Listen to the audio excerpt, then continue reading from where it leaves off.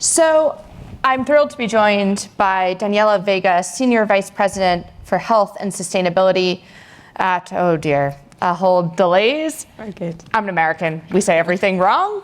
And Melanie Bausen-Vines, Senior Vice President, Regulatory Sustainability and Public Affairs for Agricultural Solutions at BASF, to discuss how do we actually scale up regenerative agriculture.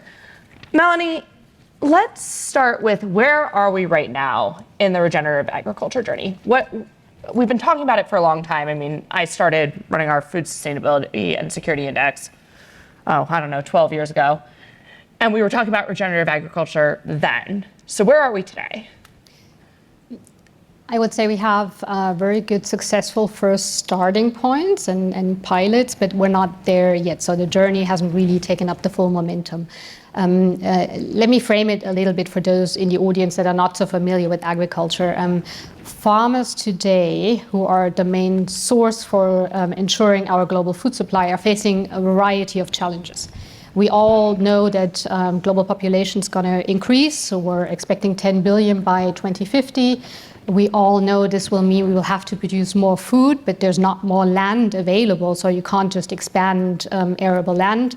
So you have to start doing more with less. So you have to increase yield with smaller space. That would already be difficult enough, but if you now add climate change to the mix, the existing land also gets, with all the pests and diseases migrating into regions where they haven't been before because temperatures and weathers change totally, it fully adds to the existing challenge for the farmers. So already today, from a calculation perspective, the yield increase that we would have to gain to feed the world in 2050 will be most likely offset by climate change. So even if we do increase yield, climate change will put us back. We're already having today 20 to 40% of yield loss every year due to pests and migration.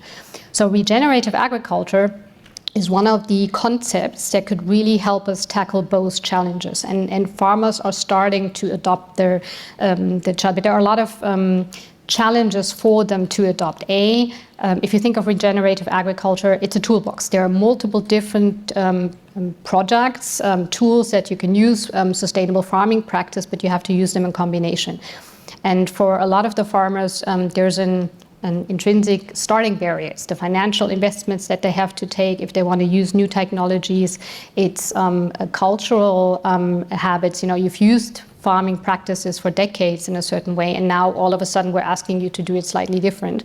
There are environmental conditions. It doesn't work for all of the farmers in the same way. So I would say we have a lot of successful starting partnerships and ideas, but the momentum is not yet there to actually bring us to the point where we tackle both challenge of world population and climate change. Daniela, how do we get there? So we have the starting blocks, but how do we actually build that momentum? What does that look like? Yeah, I think it's important to take a step back and look at this in the context of the food system, because I think it's easy to think of like one value chain and the same value chain for all. But as a food retailer, we're right at the end in many respects of that value chain or that value web, because it's a bit more complex than a linear chain. So we have our whole delays. So we were a large food retailing company. We have 16 different brands along the east coast of the US and across Europe and down to Indonesia. And across all of those brands, we do not have one size that fits all. So there's numerous ways that we look at sustainable agriculture and regenerative agriculture. They vary from looking at certificates to drive the change, to looking at partnerships directly with farmers, to looking at all of the kind of ways in between that, because sometimes there's a lot of players in between the retailer and the farmer. So there could be offtake agreements, there could be cooperatives, there could be manufacturers and producers. So there's a lot of steps between us sometimes. And I guess in that way, we'd use collaborative partnerships and co-funding. So just to give you an idea of what that looks like practically, our Dutch brand here in the Netherlands work directly with farmers. They work with over 1,100 farmers over the long term through their Better For program. and this is a program that focuses on sustainable and regenerative agriculture. So that the elements that you were talking about, straight from animal welfare and biodiversity to farmer livelihoods and also reducing greenhouse gas emissions. So they're part of Albert Hein's decarbonisation journey. So I would say regenerative agriculture fits into that larger kind of sustainable and regenerative vision, and the one way you can do it is direct with farmers.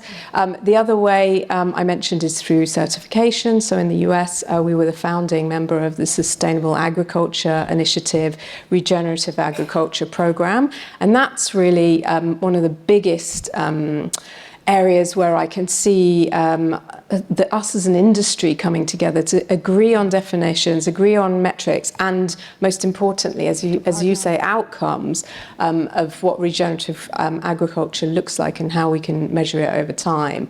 And the third way is that co-creation, that co-funding of projects.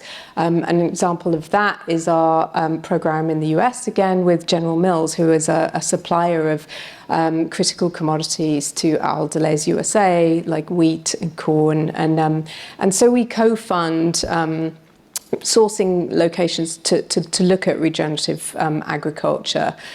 So 70,000 acres in the US and Canada, we're looking at them. So that's three ways: direct to farmer, through certifications, and co-funding projects with our CPG partners.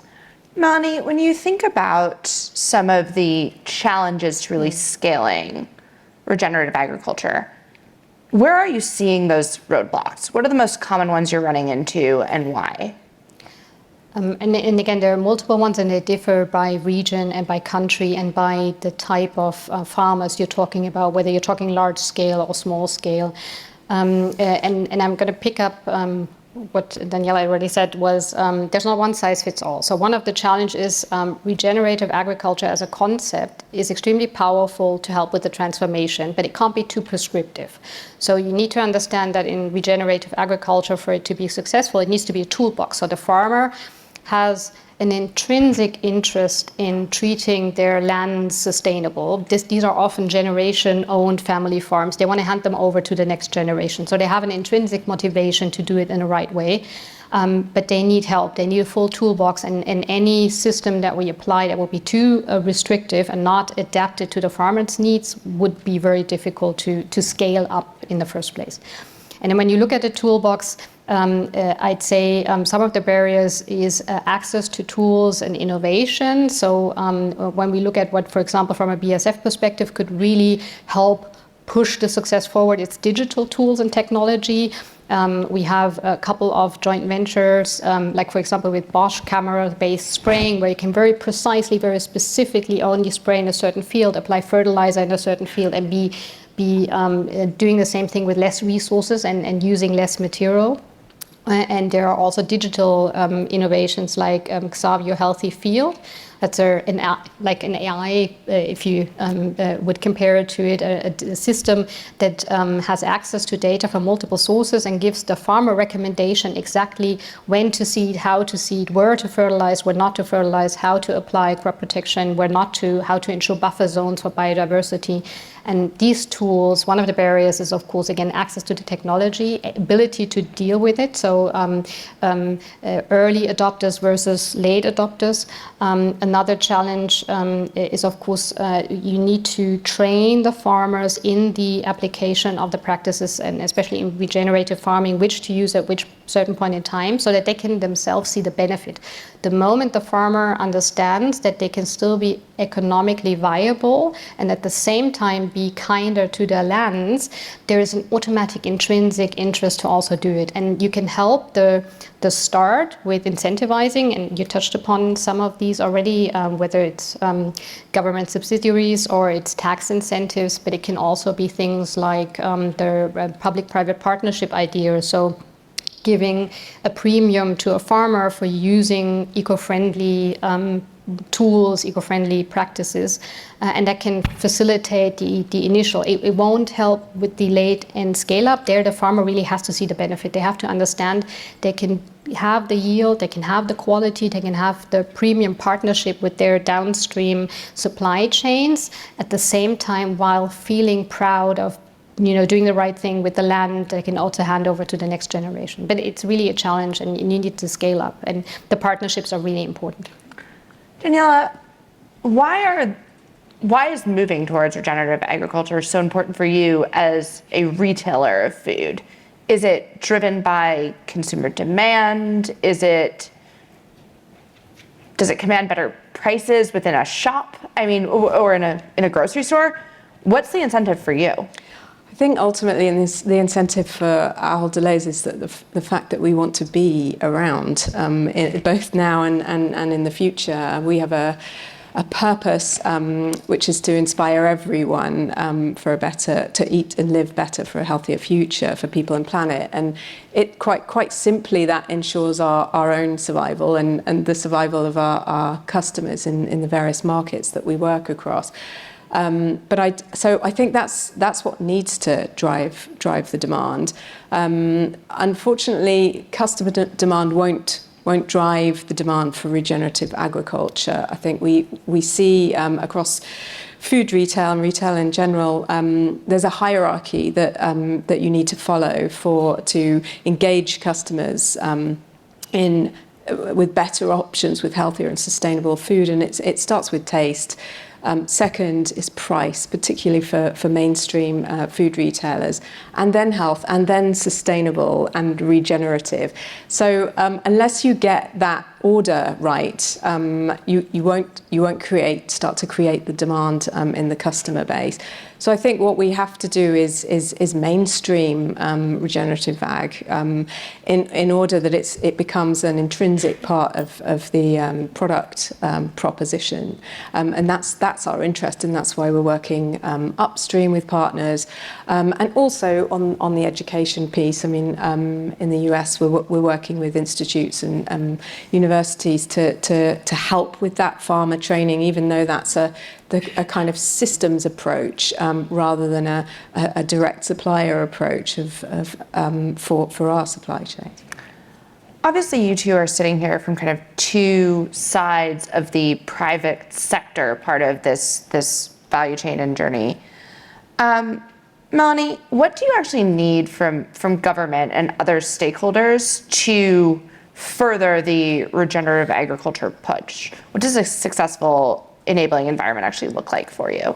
And I'll start at the very beginning. So we need an environment that facilitates innovation. So as we said, it's going to be a whole toolbox of things. It's not just a farming practice in itself. It's the nitrogen stabilizers that you can use to reduce greenhouse gas emissions in the field, because the plant can take the nitrogen better up. You need less fertilizers. It's the better seed varieties that are drought resistant, that have the properties that in future climate change moves going to happen. It's more sustainable crop protection products. It's the digital solution. So we need, from a governmental perspective, an environment that supports and facilitates innovation and helps to get these tools to the farmer in combination with the regenerative practices on the field.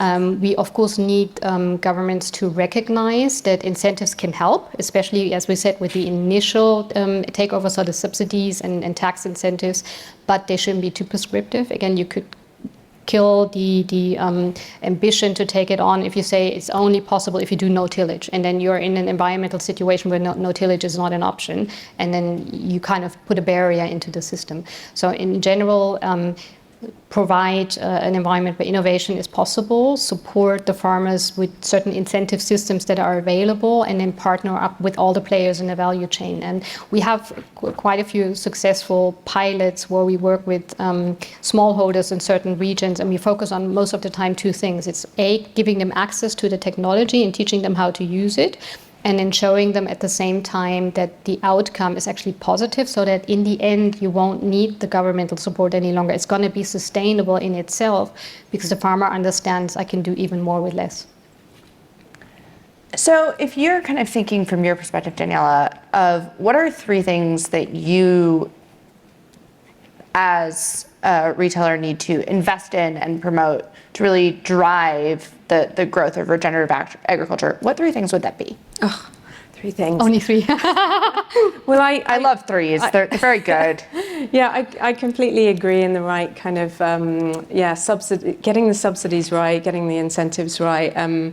I guess I would add, my first thing would be the voluntary frameworks. Like I spent last week with many scientists in the UK talking about the evolution of frameworks like TNFD and how we can bridge the gap between science and business on nature, because I think that's really important. We tend to, even though we collaborate, we tend to stay in our silos. So that kind of the rigor of the voluntary frameworks, which ultimately will be mandated, the kind of bridging the gap between science and business using the same language, the same definitions and metrics, so we can all align. And then I do think, and this is why I work in retail, that retailers have an amazing opportunity to provide the right incentives, to provide the right information and inspiration for our customers.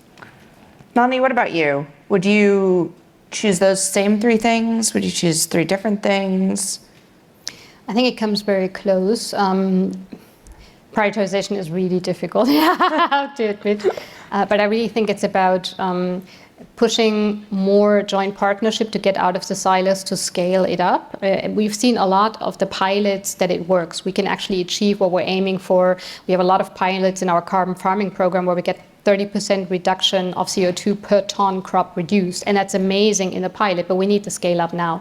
So it's having all the partners join to provide the right incentives at the end at the retail level so that consumers choose the right product and that the value chain is kind of credited for the effort that went in to get the scale up done. And then again, to have the right framework. You mentioned the voluntary commitments that then can even transform into something mandatory, as a legislative framework to take up with all the lessons learned out of it. So I would be very close to same priorities. But as I said, I'm really struggling always to narrow down to 3 because Sorry. So regional specific as well. One of the questions that was sitting on the screen before is, how do you communicate the value of regenerative agriculture to consumers more broadly? How does it differ from kind of organically produced goods, and is that a way of facilitating the conversation? Because people tend to understand organic more than they might understand regenerative. Any thoughts? Is that a question to me? I think first of all you have to have the license to operate. You have to have the trust with your customer to be able to talk about something complex like Regen Ag. I think if you look at our Dutch brand, you can see the heritage that they have in talking to customers about a healthier and more sustainable diet. And so you've seen the use of health navigation, nutritional navigation systems like Nutri-Score, and then the next step, which is product label footprinting for our customers. So you build that relationship and you build the trust with customers, and then you integrate that into what your brand's about, and then the customer is much more receptive to the complexity of the message. So you think that customers can be educated? I think so. I think they have over time. Like that's one of the roles of the food retailer, to make it exciting, not to make it kind of have less, but to have more and different, better options that are healthier and sustainable, because that's ultimately what our customers want, whatever market they're in. You're going to hate this, sorry, but there's a great question on the screen that says, who will pay the largest part of the transition to regenerative agriculture? A, the consumer, B, the producer or farmer, C, governments, and D, the manufacturer. If you had to choose one of those options, which would it be? This question to me again. Both of you. You both have to weigh in on this one. I'd say if we do it right, all of them carry the share. So that would be, I think it's not something that one can carry in the end. And coming back to something that you said, I think, yes, at the moment, it feels like it's a consumer's choice. What do I take? Organic, conventional, regenerative ag.